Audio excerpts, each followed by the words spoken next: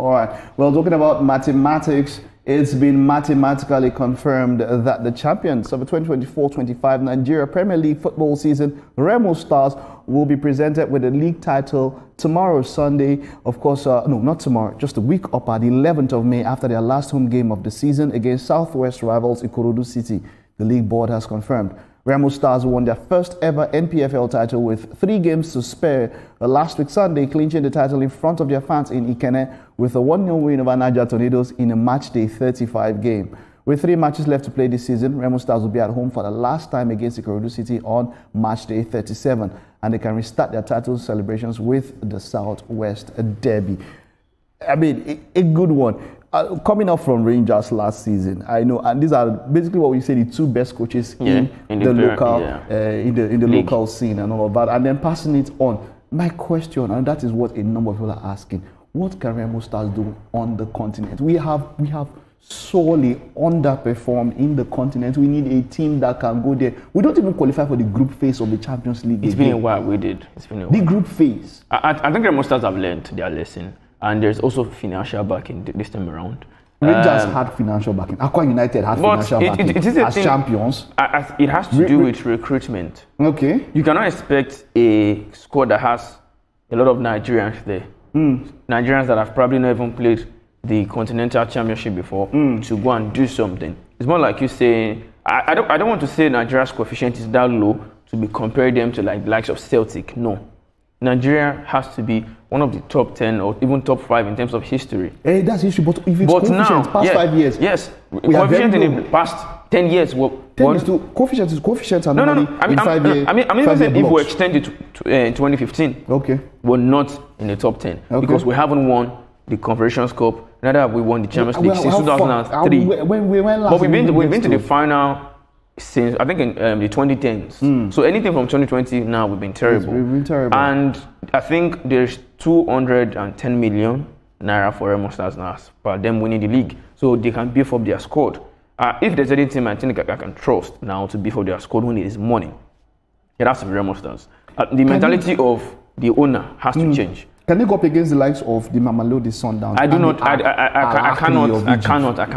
We have to think that way. Okay, so this is it. If you scale through the preliminary rounds, most of these clubs that we play in the preliminary rounds, they are not Mamelodi Sundowns, they are not Alali, and they are not experienced opportunists. But sometimes we lose to teams from Sao Tome, teams from Libya.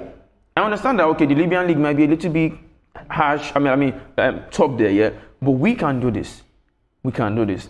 I want to believe that the money that Remo Stars will be getting from winning the league should be enough to a certain extent to beef up their squad. Go to Togo, go abroad to bring players. They've transitioned very well from third, second, now first. The money should be. I think Kunle Sioname has a very good business idea, and I trust him so much for that. Let's see how they can do next season in the continent. Yes. All right, and like we spoke about earlier, the Nigeria's Flying Eagles on Thursday kicked off their quest for an 8th Africa Under-20 Cup of Nations title on a winning note, edging Tunisia 1-0 in a tightly contested Group B opener at Cairo's 30th June Stadium. The goal ultimately proved enough to seal all 3 points for Nigeria and underlined the early intent in the tournament. Head coach Aliyu Zubairu had emphasized the importance of a strong start ahead of the game, describing the friendly win against Egypt as a crucial morale booster. The victory also extended Nigeria's dominant record over Tunisia in under-20 AFCON history, having previously defeated them in the 2023 third-place match and in the 1985 final.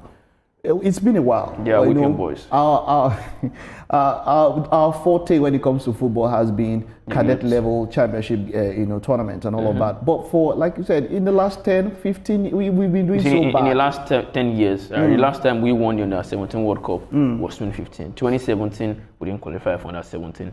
2019, we did, yeah. 2021 didn't play because of Corona thingy. 2023. We didn't qualify. But under 20, we didn't qualify in 2022, yes. We didn't qualify in 2022. That's Osimhen set.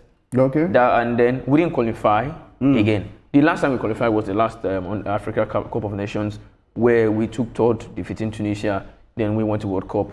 We flopped that World Cup. We could have gotten to the semi-final, but we lost to South Korea. We defeated Argentina, we defeated Italy in that World Cup. But now, can we make it back-to-back We need to qualify amongst the top 4. Yes. We need to get to semi-final yeah. before we can qualify for the World Cup Championships. And we have reputation of doing well at the World Cup. I remember 2005. Mikel said that's what gave that morale boosting. Definitely. But now, 2019, I remember under 20, we didn't go past round of 16. One of the terrible sides to have played under 20 for us. But you see, let's talk about the age-old debate when it comes to age.